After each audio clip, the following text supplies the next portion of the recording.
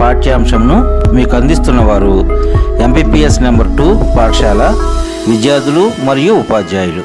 సాధారణంగా డబ్బును పొదుపు చేయాలని మనకు తెలుసు, అట్లే నీటిని పొదుపుగా వాడాలని కూడా తెలుసు.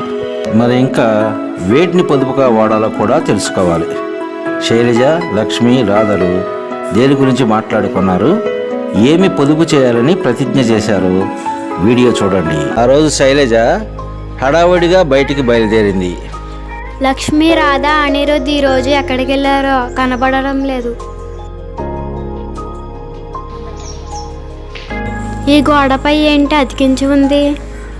ఈలోపు లక్ష్మి, రాధ, అనిరుద్ధ్ అక్కడికి వచ్చారు. ఏమిటి శైలజ, గోడ వైపు కన్నార్పకుండా చూస్తున్నావు? గోడపై అతికించిన ఈ పెద్ద కాగితంలో ఏముందా అని చూస్తున్నాను. రండి, మనం అందరం ఏముందో అని చదువుదాం. వినియోగదారులారా, ఒక్క నిమిషం ఆలోచించండి. విద్యుత్ వినియోగదారులకు విజ్ఞప్తి. విద్యుత్ విలువ మీకు తెలుసు. దాన్ని ఎంత పొదుపుగా వాడుకుంటే అంత మంచిది, లేకపోతే భవిష్యత్ అంధకారం అవుతుంది. విద్యుత్ పొదుపు చేయడానికి సూచనలు. ఇంట్లో ఉన్నప్పుడు పగటిపూట బల్బులు వేసుకోకండి. సిఎఫ్ఎల్ బల్బులు మాత్రమే వాడండి. గాలి వెలుతురు కోసం ఫ్యాన్లు, ఏసీ, కూలర్లు బదులుగా కిటికీలు తెరిచి ఉంచుకోండి. ఇంటిలో నుంచి బయటకు బయలుదేరే ముందు తప్పనిసరిగా విద్యుత్ నిలిపివేసి వెళ్ళండి.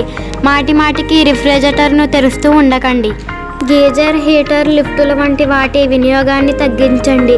ఎలక్ట్రిక్ కుక్కర్, మైక్రోవేవ్ బదులుగా గ్యాస్ పొయ్యిని వాడండి. ప్రతిరోజు కాకుండా కొన్ని రోజులు అవసరమైన ఆహార పదార్థాలు, దినుసులను రుబ్బు పెట్టుకోండి. విద్యుత్తును ఆదా చేసే సామర్థ్యం ఉన్న 5 నక్షత్రాల ఎలక్ట్రానిక్ పరికరాలను మాత్రమే వాడండి. విద్యుత్ పొదుపు రేపటికి వెలుగు. రాష్ట్ర విద్యుత్ శాఖ, ఆంధ్రప్రదేశ్. ఇందులో విద్యుత్కు సంబంధించిన వివరాలు ఉన్నాయి. విద్యుత్ని పొదుపు చేయమని రాసి ఉంది. అవును, ఇందులో చాలా వివరాలు ఉన్నట్లున్నాయి. అవును, ఇందులో చాలా వివరాలు ఉన్నట్లున్నాయి. సరే, మనం అందరం ఆడుకోవడానికి వెళ్దాం.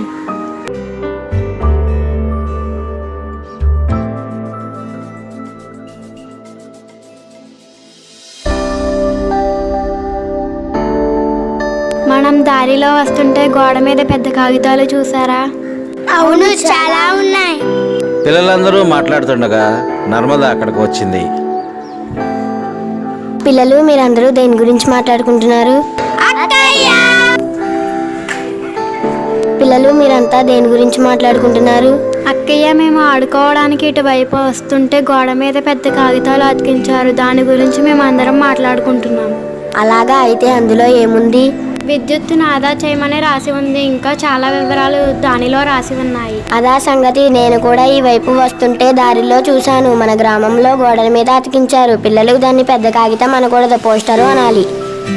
ఓహో, పోస్టరు అంటారా? మరి దాన్ని ఎందుకలా అతికించారు? విద్యుత్ తయారీ కంటే వినియోగం ఎక్కువగా ఉంది కాబట్టి సరిపోవడం లేదు. అందుకే విద్యుత్తును ఆదా చేసి సహకరించమని పోస్టర్ ద్వారా ప్రజలకు విజ్ఞప్తి చేస్తున్నారు. ఈ పోస్టర్ ఎవరు అతికించారు అక్కయ్య? విద్యుత్ శాఖ వాళ్ళు అతికించారు. ఇంకా ఇలాంటి పోస్టర్లు మీరు ఎక్కడైనా చూసారా? అవును అక్కయ్య, ఇంత పెద్ద పోస్టరు కాదు గాని కొంచెం చిన్నది. మన ఊరి తిరునాళ్ళ సందర్భంగా చూసాము.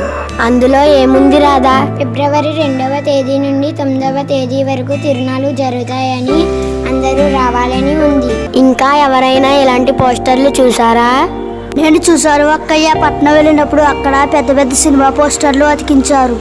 ఓ, సినిమా పోస్టర్లా? అవును, దాని మీద హీరో బొమ్మలు ఇంకా వేరే బొమ్మలు కూడా ఉన్నాయి. దాని మీద సినిమా పేరు ఉంది, దర్శకుని, నిర్మాత పేరు, ఇతరుల పేర్లు కూడా రాసి ఉన్నాయి.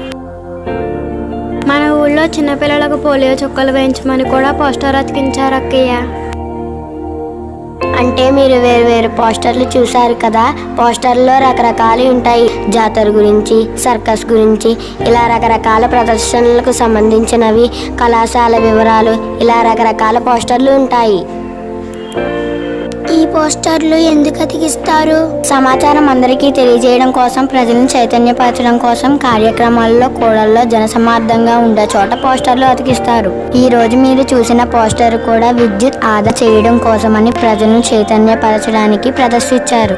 ప్రభుత్వ శాఖల వారు ప్రజలను చైతన్యపరచడానికే కాక ప్రభుత్వ కార్యక్రమాల గురించి తెలియజేయడానికి కూడా పోస్టర్లు ప్రదర్శిస్తారు. వ్యాపార సంస్థల వారైతే తమ సంస్థల గురించి, ఉత్పత్తుల గురించి ప్రచారం చేసుకోవడానికి పోస్టర్లు వాడుకుంటారు. కానీ మన బడి దగ్గర వేసిన పోస్టర్ విద్యా పక్షోత్సవాల గురించి అందరికీ తెలియజేయడం కోసం అతికించారు కదా. అవును, పిల్లల్ని బడిలో చేర్పించండి అని అతికించారు. ఈ రోజు చూసిన పోస్టర్లో విద్యుత్ అని రాసి ఉంది. అంటే ఏమిటి అక్కయ్య? కరెంటునే విద్యుత్ అని అంటారు. చాలా అవసరాలకి మనం విద్యుత్తును ఉపయోగిస్తూ ఉంటాం. నాకు తెలుసు అక్కయ్య. ఇంటిలో బల్బులు వెలగడానికి, టీవీ నడవడానికి, ఫ్యాన్ తిరగడానికి ఉపయోగిస్తాం కదా. నువ్వు చెప్పింది నిజమే. వీటికే కాకుండా మన ఇళ్లల్లో వేటికి ఉపయోగిస్తామో చెప్పండి. ఇంకా ఫ్రిడ్జ్కు, ఇస్త్రీ పెట్టేకు, రైస్ కుక్కర్లు, వాషింగ్ మిషన్ కూడా వాడతాం. వీటికే అక్కయ్య, ఈ విద్యుత్ కోతల వల్ల టీవీ చూడలేకపోతున్నాం. చాలా ఇబ్బందిగా ఉంది అక్కయ్య. వీడికి ఎప్పుడు టీవీ గొడవే, పొద్దుస్తమానం టీవీ చూస్తూనే ఉంటాడు. ఈ కోతల నుంచి బయటపడాలంటే మనం కూడా విద్యుత్తును ఆదా చేయాలి. ఆదా చేయడమా? అదేలా? మన ఇళ్లల్లో అనవసరంగా విద్యుత్తును ఉపయోగిస్తూ ఉంటాం. అలాంటివి తగ్గిస్తే ఆదా అవుతుంది. ఉదాహరణకు, అవసరం లేకుండా ఫ్యాన్ వేయడం, ఫ్రిడ్జ్ డోర్ని మాటిమాటికి తీయడం, ఇంట్లో ఎక్కువ బల్బులు వాడడం, అనవసరంగా బల్బులను వెలిగించడం, పగటిపూట బల్బులను వెలిగించడం వల్ల విద్యుత్ వృధా చేస్తున్నాం. అవును, పగటిపూట కూడా మా ఇంట్లో బల్బులు వెలుగుతూనే ఉంటాయి. మా ఇంట్లో కూడా టీవీ పనిచేస్తుంది. హాల్లో ఎప్పుడు ఫ్యాన్ తిరుగుతూ ఉంటుంది. చూసారా, ఇవన్నీ విద్యుత్తును అనవసరంగా వృధా చేయడం అనే. మీకు ఒక విషయం చెప్పనా? ఇవన్నీ తగ్గిస్తే మీరు కూడా విద్యుత్తును ఉత్పత్తి చేసినట్లే. అందుకే విద్యుత్తును వినియోగించే ముందు ఒక నిమిషం ఆలోచించండి. అందుకే పిల్లలు, ఈ రోజు నుంచి విద్యుత్తును ఆదా చేస్తామని ప్రతిజ్ఞ చేయండి.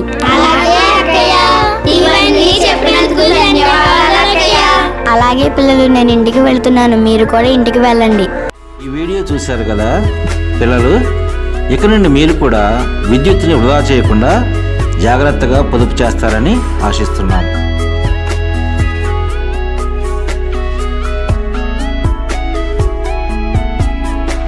Okay, start